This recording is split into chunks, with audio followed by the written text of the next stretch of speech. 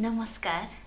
आज म कवि गोपाल प्रसाद रिमालले लेख्नुभएको आमाको सपना कविताको विश्लेषण लिएर आएकी छु।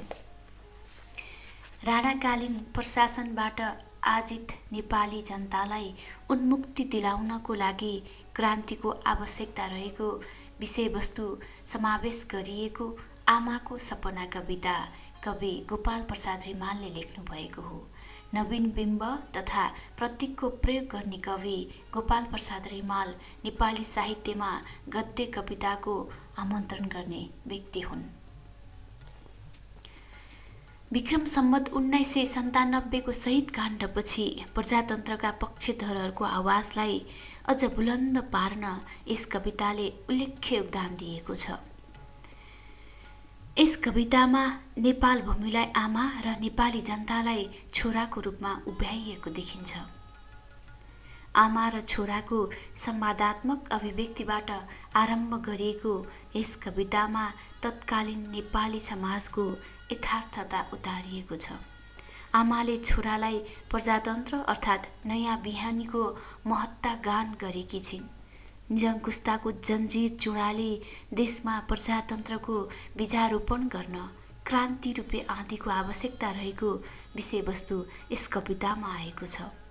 राणाकालीन दासत्वको अन्त्य गरी सुन्दर समाजको स्थापना गर्न नेपाली जनता अवश्य सफल हुनेछन् भन्ने आशावादी जीवन दृष्टि यस कवितामा पाइन्छ।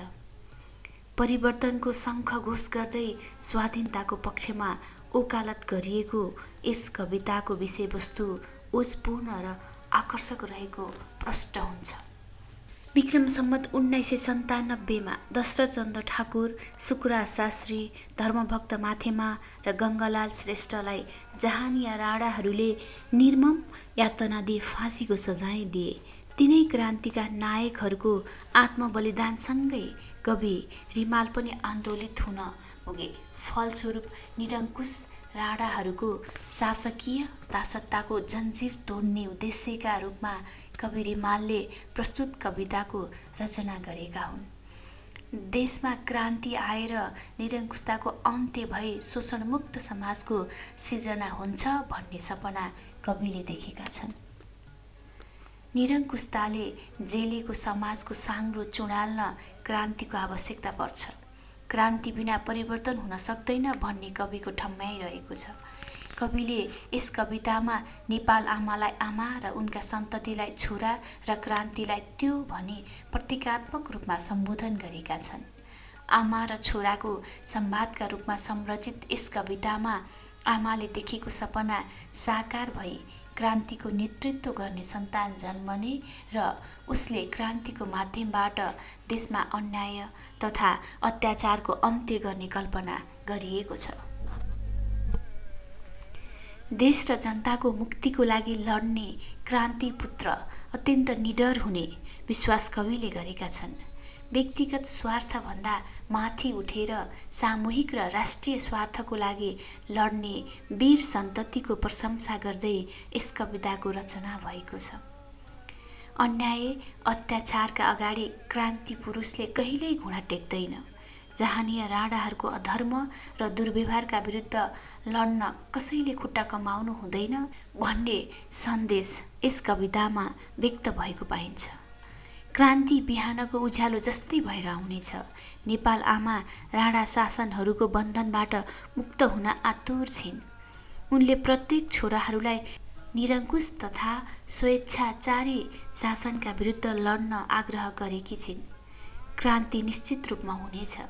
त्यस्तो क्रान्ति कसैले थाहा नपाउने गरी हुरी बनेर आउनेछ र त्यसलाई सबैले पात बनेर पछ्याउनेछन् भन्ने भाव कवितामा अभिव्यक्त भएको छ। क्रान्तिलाई कसैले रोकेर रोक्न सक्दैन।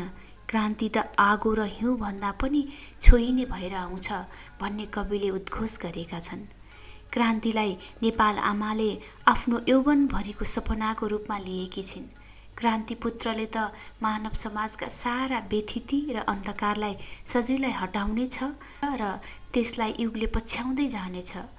सूर्य उदयले संसार उज्यालो पारे जस्तै क्रान्तिपुत्रले समाज उज्यालो पार्नेछ भन्ने सङ्केत कविताले गरेको छ।